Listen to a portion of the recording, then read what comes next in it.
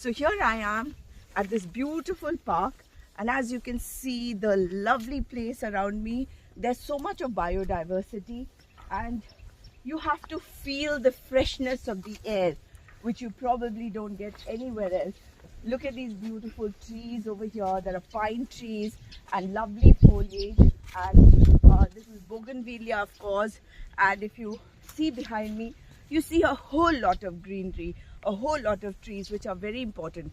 The biodiversity of Nagaland is so very crucial, because if you cannot maintain it, you're actually destroying a whole world out there. In fact, a whole lot of worlds.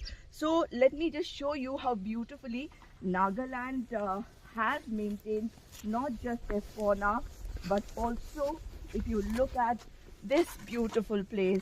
Let me show you. I have come. Yes, I get a touristy feeling. This is not touristy though. I'm on work, and let me talk to you about what you should be doing.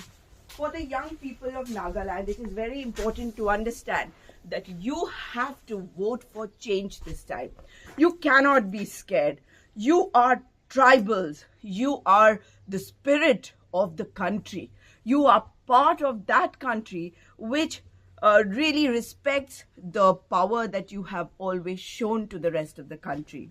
The Naga regiment in the army, we know about their bravery, their courage. Courageous people need to come out now, and the young should come out. The young have to come out. You have to speak up, and you have to choose the right people for yourselves this time. And who are the right people? The people who come and promise that they will give you a whole lot of things and then end up not fulfilling those promises are not the people you should be choosing.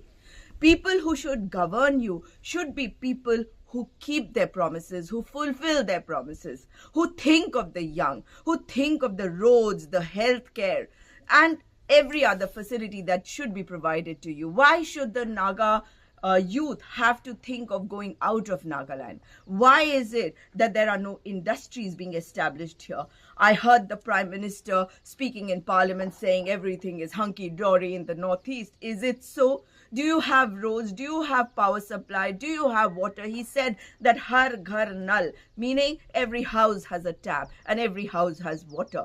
Do you have water? Do you get clean water to drink? No, you don't. And unless you speak up and unless you throw out the BJP from Nagaland, this will not happen, because Nifo Rio is actually being held ransom because of all the corruption allegations. You know that he is corrupt. You know that there are resorts out here that are associated with the ruling class. You know who I'm talking about. You have seen my videos, and you know that the right people are not there in the government. A democracy should always have an opposition. And I, as a congressperson, would say that when the Congress party comes to power, we should still have some opposition in the assembly. It should never be oppositionless. You must remember that the center has to give funds. The eastern part of Nagaland has long been neglected. Since 2003 to now, to 2023, 20 years have passed when Mr. Nifo Rio, NDPP, they have had the power in their hands. But what have they done? They have let you down. They have ensured that your voices are suppressed, you are subdued, you are subjugated, because they want you to be subservient, because Mr. Nifo Rio is subservient to the powers that be. He is subservient to another chief minister, the neighboring chief minister of Assam, Himanta Biswa Sarma, who is divisive, who does not want people to be one. In his state, tribals have been attacked. Tribals have been asked to be delisted by an RSS affiliate. RSS is the thinking ground from which BJP has sprung out. So beware of the BJP. You have to think about your own identity. Naga identity and Naga pride can exist only when the BJP is out of here. They hate churches. They hate Christians. They hate minorities, no matter what they have to say. The truth is for us to see the way they attack all the churches. Look at what they're saying. They're saying that the Uniform Civil Code has to be applied across the country, implemented across the country. If that were to happen, everybody would have to follow their own rules, their specific rule, not the rules followed by different communities, not the rules followed by each Naga tribe. No. And for that, if UCC has to be implemented, the Prime Minister should make it clear how will UCC be implemented in India. One, if it is implemented, are you going to take away Article 371A, which gives us special status? Or are you speaking a lie?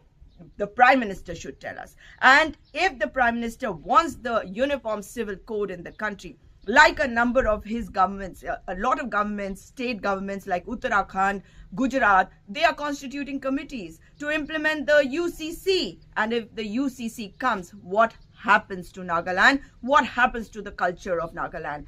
Are you with the minorities or are you not? Do you think that tribals, because they are Christians, you're going to target them? If not, tell us so. But you're not going to say it, Mr. Prime Minister. You will not say it. The BJP, no single leader of the BJP has the guts to say it. Let Mr. Paton say it. Let the BJP chief say it. Temjem Imlo. Will he say it? No, he won't. Because he cannot say it. Because he is bound by the BJP. Because they want the divisiveness to penetrate Nagaland. So you have to beware, my friends. Beware. But stand up and speak. Awaz uthabi. Bhoy na khabi. Congress ase. Upay ase.